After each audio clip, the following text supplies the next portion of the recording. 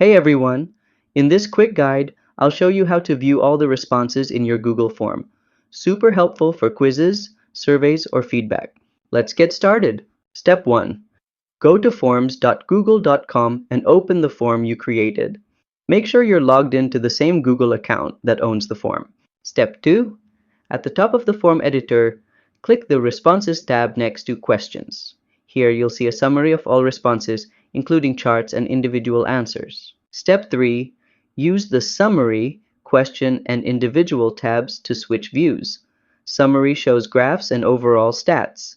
Question lets you see how people answered each question. Individual shows each person's full form submission. Step 4. Click the green Google Sheets icon to export all responses into a spreadsheet. This is great for sorting, filtering, or backing up your data. Bonus tip. Enable email notifications by clicking the three-dot menu in the Responses tab and selecting Get Email Notifications for new responses, so you never miss an update. And that's how to see all the answers in your Google form. If this helped, give it a like and subscribe to How to Tutor for more simple tutorials. See you next time!